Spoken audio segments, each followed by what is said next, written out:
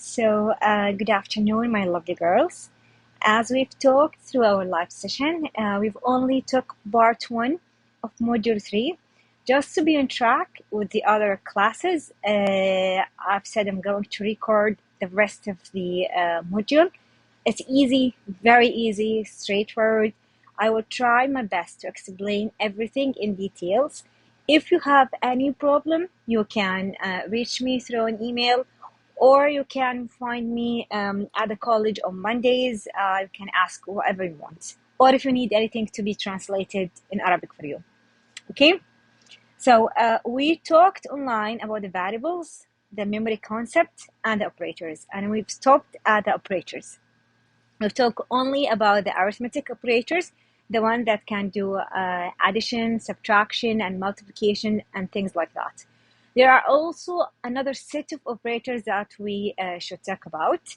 And then we are going to move and talk about the increment and increment operators. What are these and how can we use them? The assignment and expressions, we talked about that. And finally, logic and syntax errors. So when you run your Java program, sometimes you may encounter some kind of errors. These errors can be either a logical error or a syntax error. We need to know the difference between these kind of errors, because when you know the difference, it's going to be easy for you to fix them. Okay, so as I said, we have stopped at the arithmetic operators. We've talked about this in details in the live class.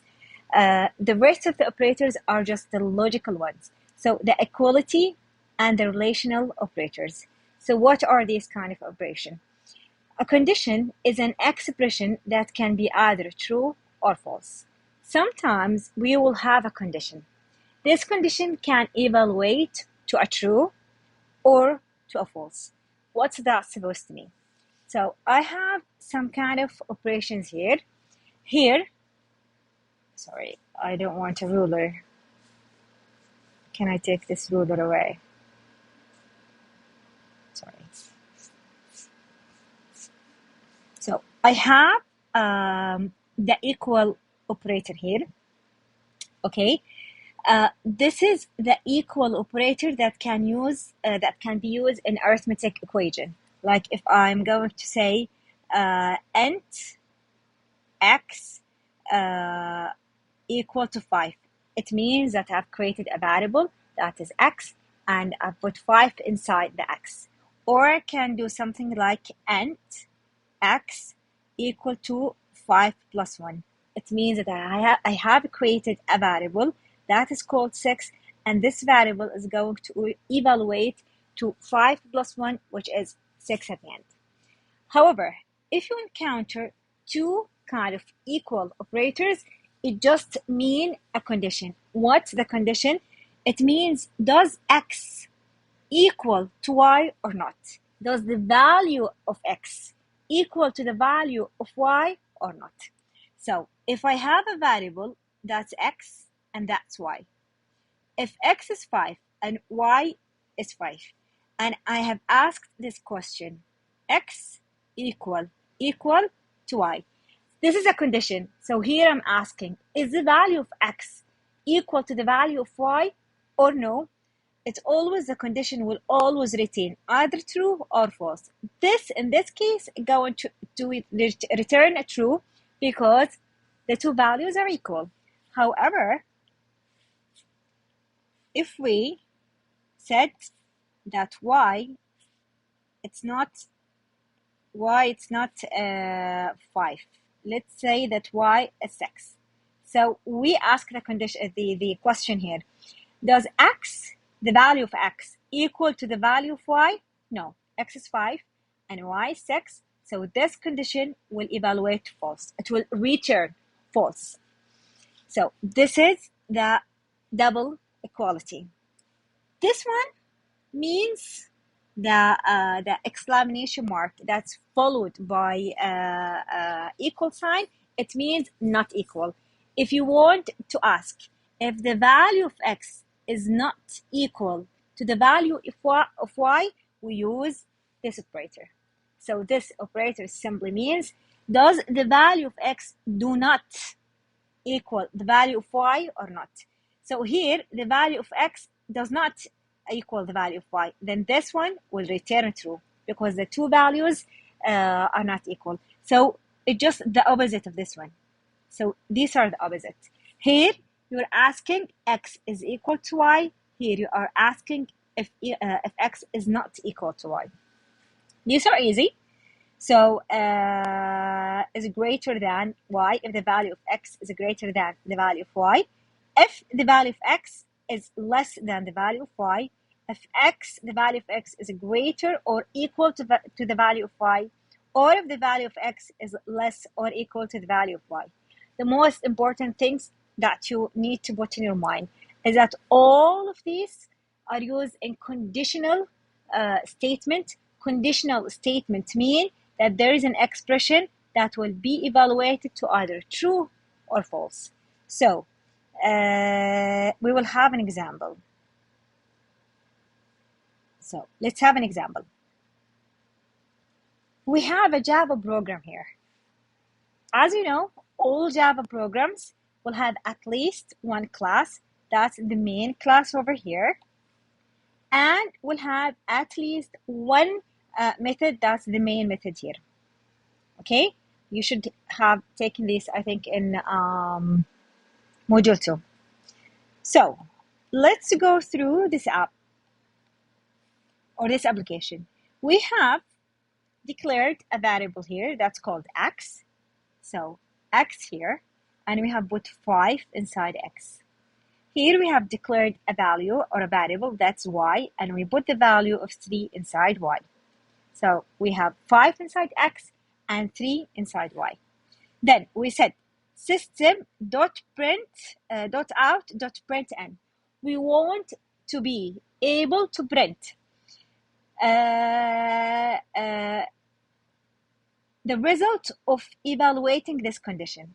So here we are asking, does the value of x equal to the value of y or not? Are they equal? No. 5, it's not equal to 3. Then here, this expression, conditional expression, is going to return false. Then this will going to print on the user screen false, because 5 is not equal to 3. So this is why we're saying that these conditional statements, they are either return true or false. They are very important later on when we're going to use the if statement and the conditional loops and things like that. So it's important to grab this concept. A conditional statement that use one of these operator always evaluate to either true or false. The word evaluates mean that the result of this expression will going to be either true or going to be false. So I hope that this is clear. Let's have another example. So public class main, public static void main. We have two variables here, x 5 and y 3. And we want to print out the result of, does x greater than y or not? Yes, x is greater than y, then this will print true on the screen because this is true. Another example, x and y, same thing. X is 5 and y is 3. System.print.out.print. Is x less or equal to y or not? Is it equal less or equal to 3? Does 5 equal or less to 3? No. Then this will evaluate to false and the output will be false. So that's very easy and very straightforward. So we have learned a lot of operators here. We've learned about the arithmetic operators and these relational and logical operators. And we have to put in mind that all operators have precedence. Precedence means which operator will get to evaluate and execute first. We talked about these, that the first operators, arithmetic operators, the first operators that will be executed are the arithmetic operators that are multiplication, division, and the remainder, and then the minus and the plus, and then these going to be evaluated, and then these going to be evaluated, and the last thing is the equal sign. So this is 1, 2, 3, 4, and 5. Why do we have all of them in this table? Because in some expression, you might have arithmetic operations and have some of these logical operations. So you might get confused. Is the Java going to execute the math operators first or the relational operator first? I mean the relational operators, I mean this. So just not to be confused, is always going to be the arithmetic operators first, and then the logical operator in that order. These are first, and these are first, and finally the equal sign. And it always going to be evaluated from left to right. Okay, always from left to right. Easy. Now let's talk about the increment and decrement operator. We have a special operator in Java that's called an increment or a decrement operator. An increment means that you are increasing something. Decrement means that you are decreasing something. Increment, زيادة, decrement, نقصان. Okay, so increment, you are increasing something, and decrement, you are decreasing something. The increment operator is two pluses, plus, plus, twice. What does this increment operator do? It increases the value of a variable by 1. It's always going to add 1 exactly, 1 to the value of the variable. But in two ways. It can be a pre-increment or it can be post-increment. What's that supposed to mean? Let's read or let's see the example first, and then we are going to read the explanation. So we have a class, it's called deck. We have the public class, our main class, and we have here our code. We said int a, b is equal to 15. So what does this line exactly do? It make a space in the memory for a. We didn't give a any value, but we know that a has a type int. Then we made b also from the type int, so it's going to hold an integer. However, we said that b has 15. So here we only gave b a value, which is 15. Then we said a, it's equal to the increment operator, which is plus, plus, and then b. What is that going to do? So this is going to say, take b, which is 15, and then use the increment operator on it, which is going to add only 1 on the value of b. So it's going to make 15 plus 1, which is 16. And the result, put it inside a. So a has 16. So when I print here, I'm going to print that a is 16. So the output here, for example, they want a space. Look, a space has been printed, and then the value of a, which is 16. So the pre-increment, what does pre-increment? It means that when you had b, the increment operator were before the b. The word pre always mean before. That these double signs were before the b. So the pre-increment operator is used to increment the value of some variable before using this variable in an expression. So first, we took b, we added 1 to the value of b, and then we evaluated the expression. We took the result inside a. This is the pre. Now, the other one, which is the post. The post is exactly the same thing. However, the double plus sign doesn't come before the variable. It comes after the variable. So what's that supposed to mean? The plus sign, it's also the increment. It increases the value of the variable by 1. So what we are supposed to do here? Look, int A and B is equal to 15. So we have A here, which is int, B here, which is also int.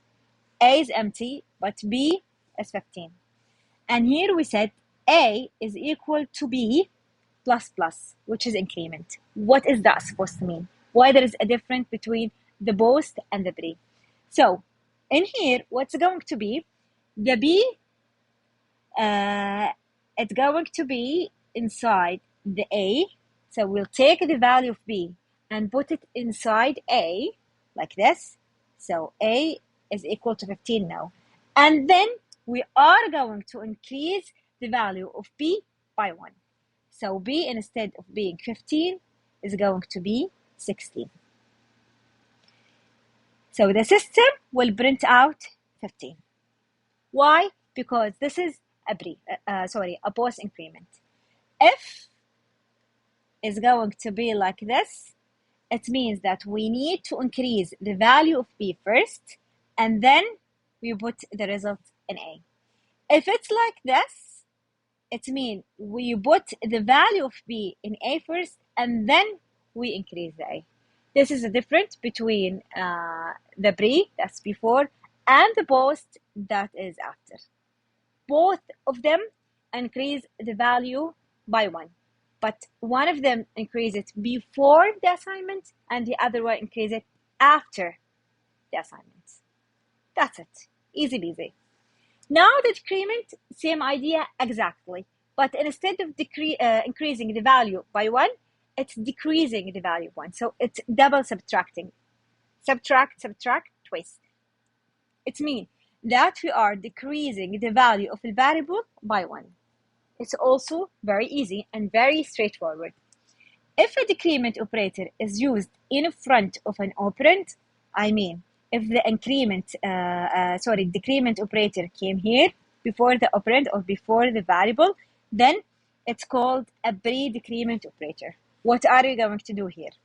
We have defined a variable that's called x, and we have put 10 inside x. Then we have created a variable, which is y, and we said y is equal to minus x. This double minus means that we have a decrement operator. What kind of a decrement? Is it a pre that comes before the variable, or post, which means that the operator is coming after the variable? So it's pre, because it's coming before the variable. Then what is going to happen here? We are going to decrease the value of x by 1 and putting the result inside y. So x is 9. We are decreasing this value by 1. The result is 9. 9 is going to be y. So when we are here printing the result, we are saying system.print line. It means we are printing this message first, or this text or string first. Why we are printing this text first? Because it's between double quotation. Going to be like this: y value is to a colon, and then there is a space, so we're leaving a space, and then a plus. We are concatenating a string with an int, so the result is going to be a string. So we're just attaching or sticking one string to the other value. So the result is name. Exactly. The other one, very easy. Decrement, but this one is the post that comes after the operand or after the variable. We have x here that has 10, and we have defined another variable, which is y. Now y is empty. He said that y is equal to x minus minus. What's that supposed to mean? So it means that y will take the value of x. So x is 10, so y is 10. And then we are going to decrease the value of x by 1. So x is not 10 anymore, it's now 9. And this is going to print that y value is 10. So this is that. Okay, so that's very easy decrement mean you are decreasing the value by 1. Increment mean you are increasing the value by 1. If the increment or decrement operator came before the variable, then you first do the increment or decrement and then you evaluate the expression. However, if they came after the variable, then you do the expression first, you assign the value first, and then you do the increment or decrement. Very easy, very straightforward. Assignment and expressions, we've talked about it already. So we use the assignment operator, which is equal, to assign the value 10 to a variable called x. If we just want to put the value of 10 inside x, we use the equal operator. Exactly like here. We said int x, which means this is a place in the memory called x. We want to put a value of 10. We want to make 10 live inside the x. So we're just going to do an equal 10. It means that x now has 10. The addition assignment operator, there is like a special kind of assignment that has addition before it. What does that supposed to mean? So it adds a value to a variable. What does that mean? So here we said int x is equal to 10. So we have this house, cute little house. I always tend to think of variables inside memory like having little bit of houses. So this house is x. The value of x is 10. Okay, and then I said x plus equal to 5. This is very easy to evaluate. So this means that preserve the value of x, keep the value of x, but increase it by 5. So whatever is the value of x, keep it, but increase it by 5. It means 10 plus 5, it equals to 15. So in this house, the value is 15. Now it's not 10 anymore. Also, we can have any kind of operator. We can have the plus, the minus, the multiplication, the division, and also the remainder. Let's try if we have, for example, the subtract. So if we say that int x is equal to 3, it means that we have this little house for x and it has the value of 3. Now we said x minus equal 3. This means that now we are taking x from here. We're going to take x and then subtract 3 from it. So 3 minus 3 equals to 0. So this house doesn't have 3 anymore. It has 0 now. It's exactly like this. Take the value of x and then do minus 3. Take the value of x and then add 3. Take the same value of x and then multiply it by 3. And of course, put the result inside the same house, which is x, and so on. So pay special attention to this kind of operator. It's easy to evaluate, but you have to make to notice this operator. If you need more exercise or more explanation, you might use this reference from a very good website, which is called W3 Schools. It has a very good operators kind of tutorial. So last concept we want to cover at this module, which is the logic and syntax error and the debugging concept. So when we are making, after you finished writing your Java program, you're going to debug the program or run the program.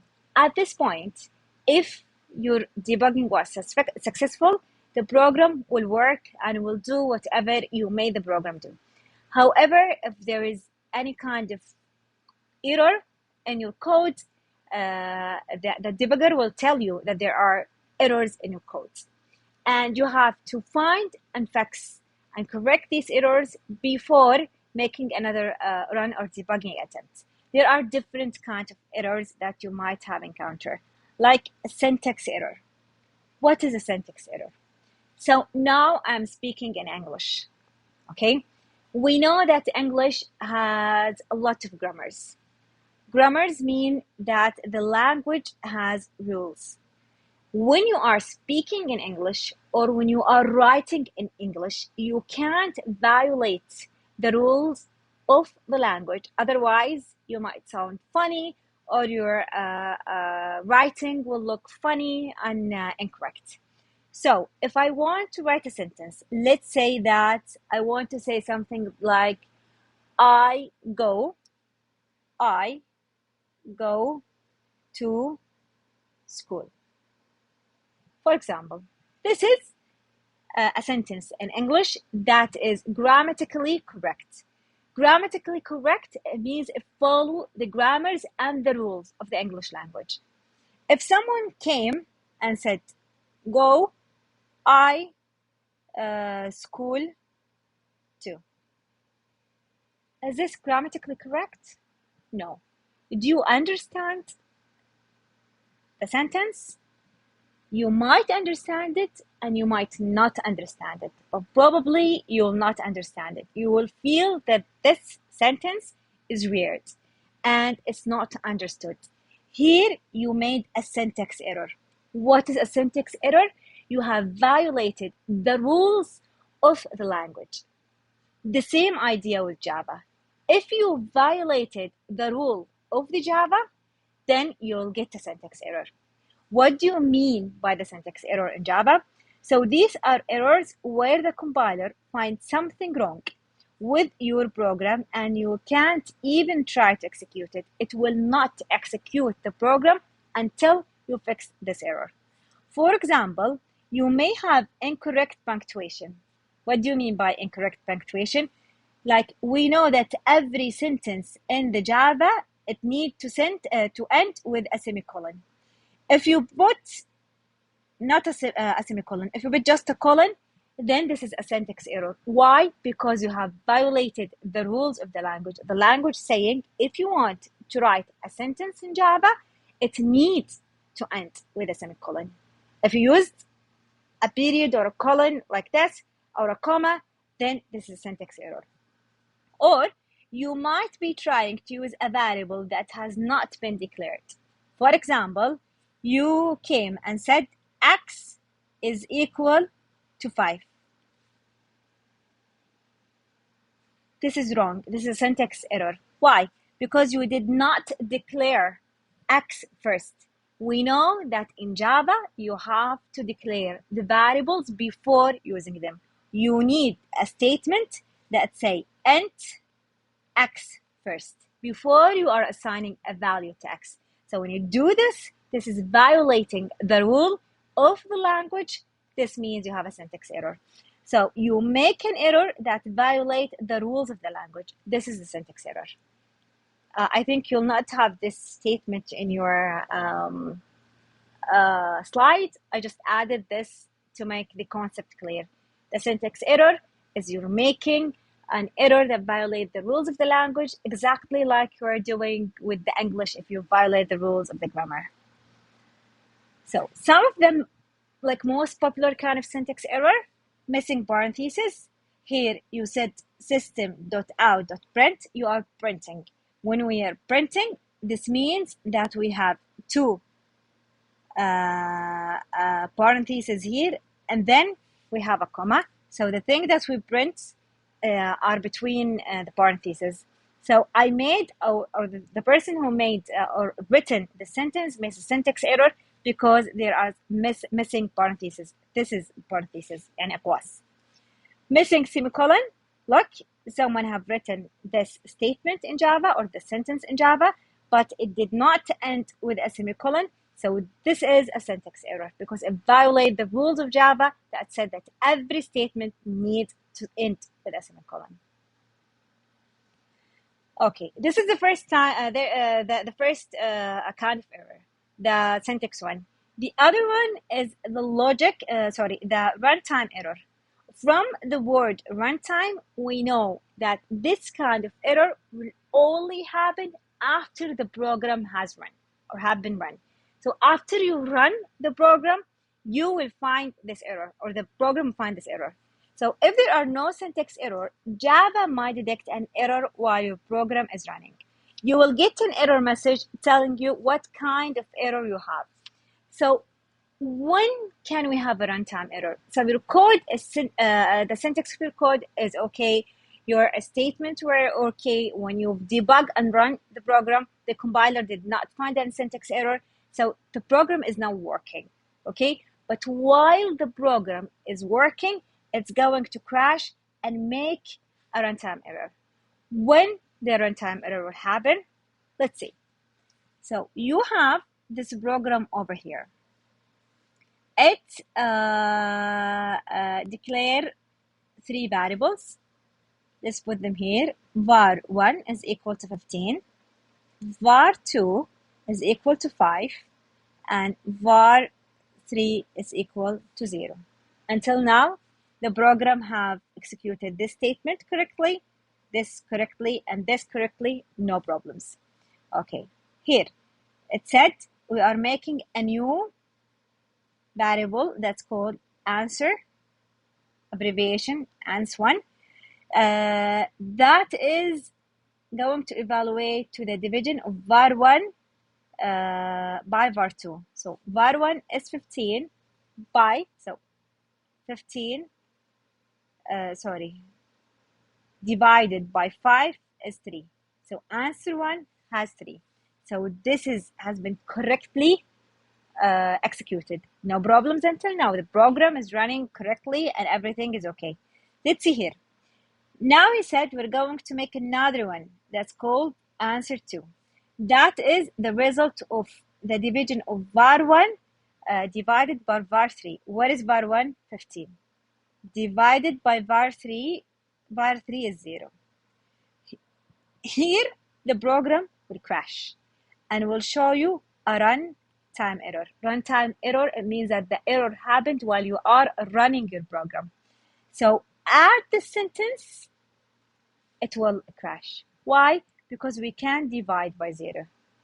It's not a syntax error. There's nothing wrong with your code, but it's a kind of error that's logical. We know from math rules that you can't divide a number by 0.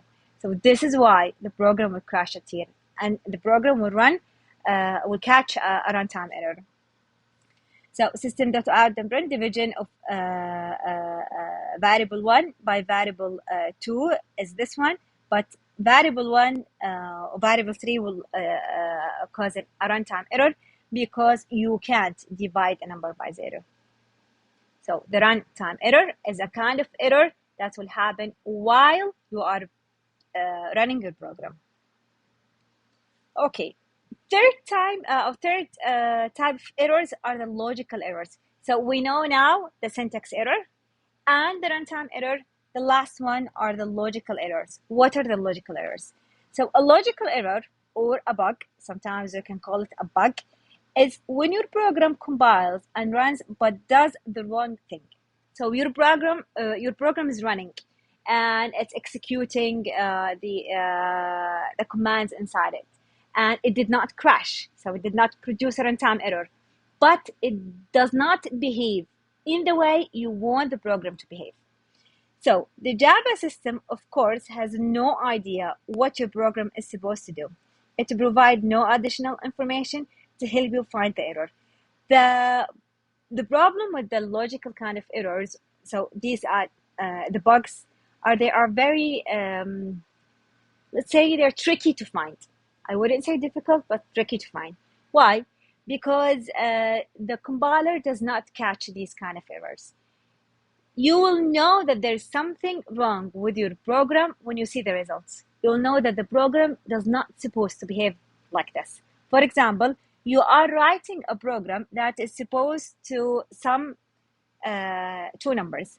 That's supposed to show you the result of 3 plus 5 is equal to 8. So the program is supposed to show you that the summation of 3 plus 5 is 8. However, when you run the program, the result was not 8, the result was minus 3. So the program runs, and the program gives you an answer. It gives you a result, but it does not give you the result you are looking for. It was behaving in a strange way, in an illogical way. So here, there is a logical error. There is a bug in your code. It means that maybe while you are coding your program, you did not sum the result. You use maybe a subtract sign instead of an addition sign. So these kind of errors, the compiler can't catch them. You need to go and read the code line by line and see which line has produced this kind of error. This is why the bugs need kind of detective, let's say, skills, because you need to trace your code line by line to catch where the error is. For example, here, using incorrect operator precedence, this is a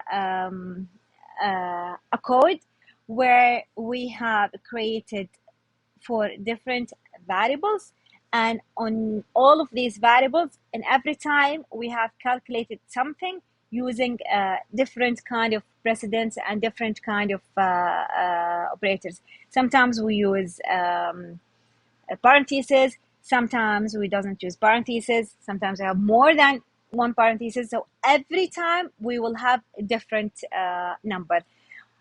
Although we are using the same kind of mathematical operators, but because we're using parentheses in all of these and the same numbers, all of them has 5, 4, 3, and 2, but because we are using parentheses in some of them, and some of them are not using any parentheses, so the precedent of the operators, which expression will be evaluated first, is different, and this will cause that all 4 variables will evaluate to different output. All of them will produce a different output, although all of them have the same numbers and the same arithmetic operators. So this is the kind of thing you need to put in mind. That's it. We have reached the end of this lecture. I hope that everything is clear. If you have any problem or any question, you can always reach and ask. I will be more than happy to repeat any part or explain anything for you. Okay? Thank you.